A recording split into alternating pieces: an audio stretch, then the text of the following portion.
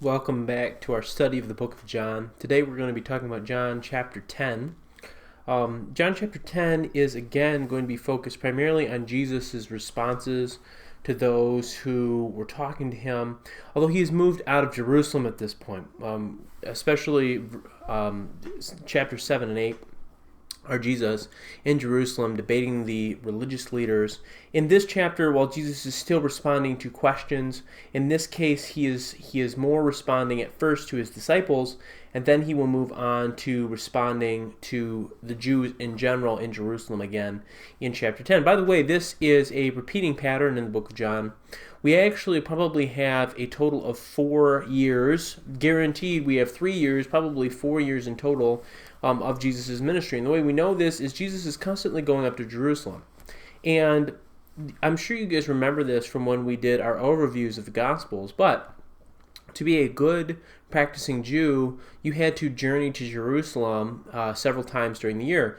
And you had to go at least twice if you were a good Jew, and it was possible for you to go up more times than that if you were really trying to impress people, okay? So the Pharisees would be in Jerusalem more often than just twice. But at the minimum, if you were a practicing Jew and you had enough money to do so, you needed to go at least twice.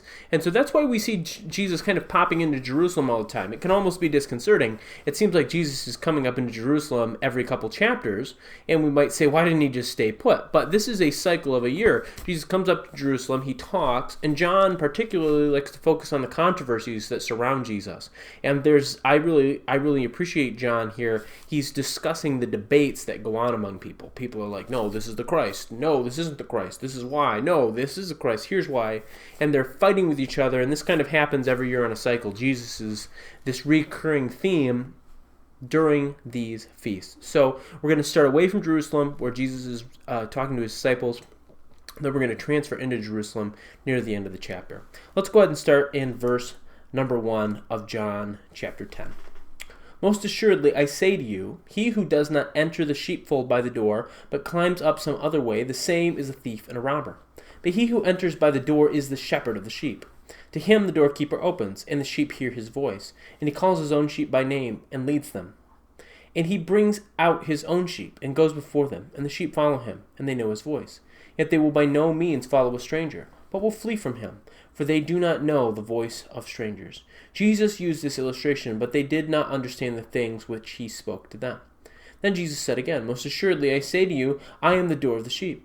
All who ever came before me are thieves and robbers, but the sheep did not hear them. I am the door. If anyone enters by me, he will be saved. And I will go in and out and find pasture. The thief does not come except to steal and to kill and to destroy. I have come that they may have life and that may have it more abundantly. I am the good shepherd. The good shepherd gives his life for the sheep. But a hireling, he who is not the shepherd, one who does not own the sheep, sees the wolf coming and leaves the sheep and flees, and the wolf catches the sheep and scatters them. The hireling flees because he is a hireling and does not care about the sheep. I am the good shepherd, and I know my sheep, and I am known by my own. As the Father knows me, even so I know the Father, and I lay down my life for the sheep. And other sheep I have which are not of this fold, them also I must bring. And they will hear my voice, and they will be one flock and one shepherd. Therefore my Father loves me, because I lay down my life that I may take it again. No one takes it from me, but I lay it down of myself.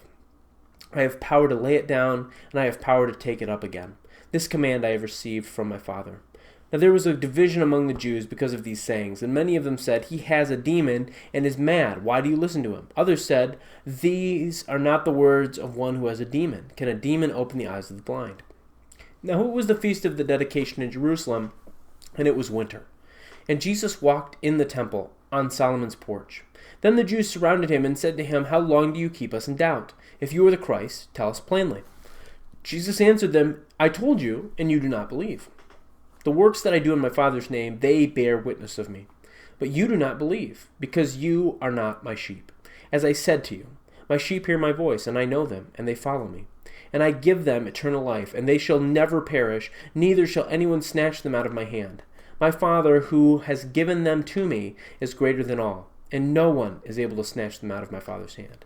I and my Father are one. Then the Jews took up stones again to stone him. Jesus answered, "Many good works I have shown you from my Father. For which of those works do you stone me?" The Jews answered him, saying, "For good work we do not stone you, but for blasphemy, and because you, being a man, make yourself God." Jesus answered them, "Is it not written in the law, I said, you are gods?" He called them gods, to whom the word of God came, and the scripture cannot be broken. "Do you say of him whom the Father sanctified and sent into the world, you are blaspheming, because I said I am the Son of God? If I do not do the works of my Father, do not believe me. But if I do, though you do not believe me, believe the works, that you may know and believe that the Father is in me, and I in him." Therefore they sought again to seize him, but he escaped out of their hand. And he went away again beyond the Jordan to the place where John was baptizing at first, and there he stayed. And many came to him, saying, "John performed no sign, but all the things that John spoke about this man are true." And many believed in him. So here we have Jesus teaching his disciples the reality of the Pharisees. So if we go back to John chapter 9 briefly, which we will have, by the time you're watching this, have already talked about in person, we see that Jesus was healing, and the Pharisees come and they respond to a man that Jesus had healed, and they revile him, and there's this great back and forth that I won't spoil, and we've already gone over. But we can see that Jesus is responding to them, and he's talking to this disciple, and he's talking to his disciples in general, and the Pharisees kind of make a snarky comment. And so I imagine in John chapter 10, Jesus is still talking to his disciples, but this in many ways is for the Pharisees to hear. There's truths here for the disciples, but he's describing the Pharisees. And so let's look at Jesus' first illustrations there while he talks about being the true shepherd. So when Jesus is talking about shepherding, he's primarily contrasting himself to the Pharisees and the other religious leaders in two ways. Number one, he's comparing them to thieves. And he's also comparing them to hired hands. And you could even say that he's comparing them to wolves. What do these three things kind of have in common? The general idea is that they do not have the same concern for the sheep, the people, that the actual shepherd does. So Jesus' point is that he cares very deeply about these animals. He has a personal relationship with them, and they are why he exists. The purpose of a person called a shepherd is to keep the sheep. And God exists, Jesus exists in the way he did at this time, specifically to come and seek and save that which was lost. Obviously, God exists on his own. He's self-existent. But the reason that he was incarnated in human flesh right there was because he was trying to save Israel and the whole world from their sins. So he cares deeply and personally about the people that he is there for. Contrast that to the Pharisees. Some of the Pharisees, or maybe we should say the Sadducees or the Herodians, were thieves. They literally wanted to take what others had for themselves. Okay, and we see this with Jesus' anger at the money changers in the temple. We see an illustration of thievery that Jesus responds to. So in that way, the religious leaders are like thieves. We also see Jesus refer to them as hirelings who run off the first sense of danger. This is kind of like a owner of a company versus an employee of the company. Okay, the owner of the company has a lot more vested interest in something, or to use something more personal to you, it would kind of be like you using your parents' car. Now, I'm sure you would be very careful driving your parents' car, but your parents who own it, who bought it, who are responsible to pay for it if it gets wrecked, are probably going to be more cautious than you are with that item. And the same thing is true here. The Pharisees, who were supposed to be taking care of the Israelites, were really just in it for themselves. And at the first sign of danger, they would abandon the flock. And Jesus would not. Jesus cares for the flock. And finally, some of the religious leaders were like wolves, okay, devouring the sheep and tearing them apart and scattering them. And actually, the idea here, and Jesus oftentimes kind of attributes the devil and those who try and tear us down with wild animals. These are people that are really trying to drag people away from the truth. The truth of the Messiah in this case is specifically what he's accusing them of. So that's an extended conversation that Jesus has all the way, I would say, through verse 16. So he starts in verse 1 all the way through verse 16. He uses this extensive shepherd analogy. And then, of course, Jesus again says that I and my Father are one, effectively. He says, therefore my Father loves me because I lay down my life that I may take it up again. No one takes it from me, but I lay it down myself. I have the power to lay it down. I have the power to take it again. This command I have received from my Father. Basically what Jesus is saying is my Father sent me to lay down my life for the sheep, and after I've laid down my power, I've died, I'm going to take it back up again. And again, there's great division among the Jews. Some of them say he has a demon, he's possessed, he's messed up. Others say, how can he have a demon? Because remember what he had done in John chapter 9. He literally just healed the blind man. What demon heals blind men? No demon heals blind men. That is the idea. Now that's kind of the end of the situation. This occurred, according to John chapter 9, somewhere out in the provinces. Whether that was Galilee or whether that was another location, we don't know exactly where Jesus was, but we can assume that he was not in Jerusalem, because in verse 22 of John chapter 10, we see Jesus arriving in Jerusalem for the Feast of the Dedication. Okay, the Feast of the Dedication, which, by the way, is actually the Feast of Hanukkah. Hanukkah is not a feast that is specifically commanded by the Bible. Hanukkah actually is the celebration of the victory of the Maccabees over what are they called? The Seleucids in the 100s BC. And so Hanukkah actually is a recognition of that victory, and clearly Jesus was celebrating this, and he came to Jerusalem. And just like he has in every other situation where he's come to Jerusalem, he draws a crowd, and people are asking him, will you keep us in suspense? If you are the Christ, tell us plainly. Now this is not the people that actually want the Christ to be here. They're trolling for an excuse to kill him. Okay, say you're the Christ so we can accuse you of blasphemy and we can kill you. And notice that Jesus really just doesn't have time for this anymore. Jesus answered them and said, I told you and you do not believe. The works that I do in my Father's name, they bear witness of me. And by the way, Jesus then goes on in verses 34 through 38 to make this simple point. Look, you don't have to believe what I say. You should, but you don't have to. I'm doing works for you to evaluate.